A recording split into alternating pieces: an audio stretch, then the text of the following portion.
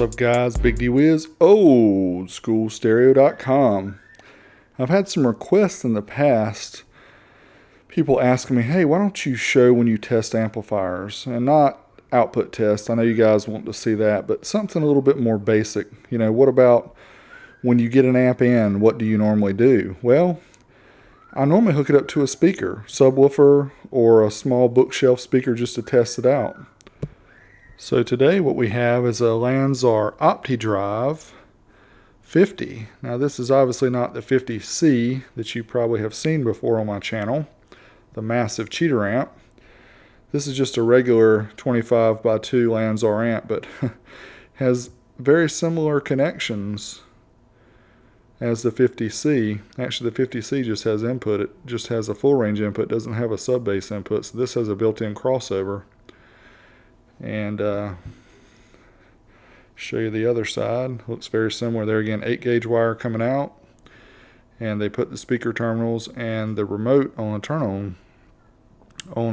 terminal strip. So let me open this joker up and we'll show you the guts. Here's the guts of the baby Lanzar Opti 50. As you can see, we don't have a whole lot going on here, as to be expected for this size amplifier.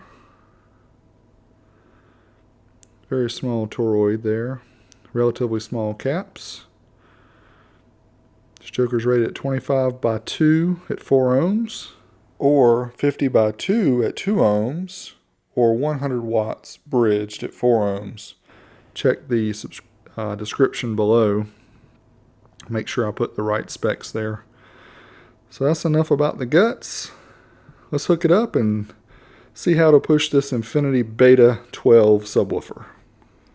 So I have the little Lanzar 50 turned upside down. I've got my little temporary connections going to my 12 volt lead acid battery.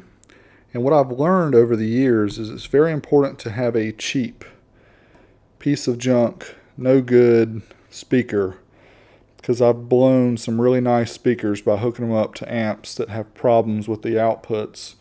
Can really mess up your speaker. So I recommend getting you a cheap bookshelf speaker like this one for $5 off of eBay or at a flea market or something to do these tests. So what I'm going to do now is just turn up, and this is a song that I made, so YouTube can't tag it because I made this on the iPad, and you probably can't hear it well because the microphone is facing toward me.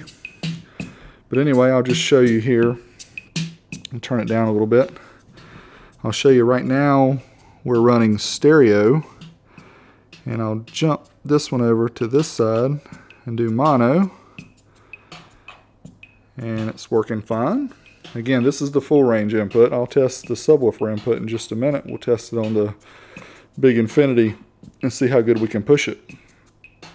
So verdict is amp works good. What we'll do real quick is just swap this to this side. As you can probably barely hear, it's working good.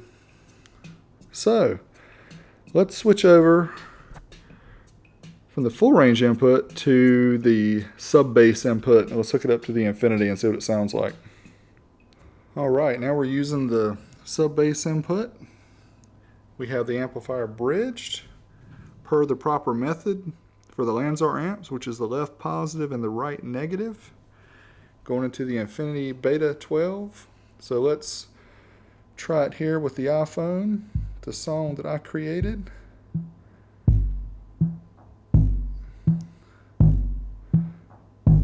See how it sounds.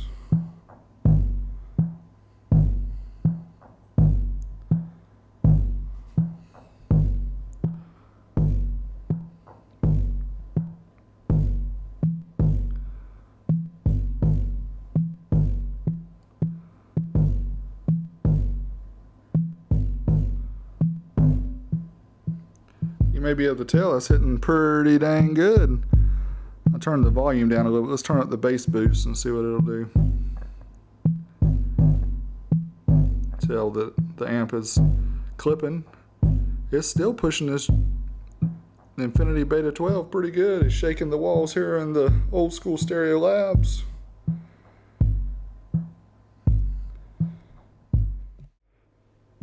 Well, there you go, guys. Big D Wiz, oldschoolstereo.com. Just did a real quick demo on how I test my amps when they come in.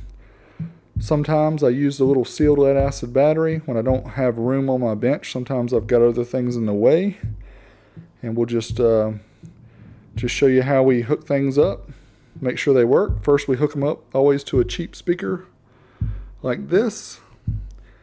Then we hook them up to the nicer speakers like this Infinity Beta 12 that we just got in last week. So you guys hang out. I know that we've been promising the power output demos forever. I just ordered the resistors a couple days ago. They should be in about a week, and what I'm going to do is I'm going to make some videos showing how I put those resistor banks together, because I know some of you guys want to do tests also. And it would help me to have other people doing it too, so we could all, test out these old school amps. So anyway, this is Big D Wiz, oldschoolstereo.com. Until next time, I'm out of here.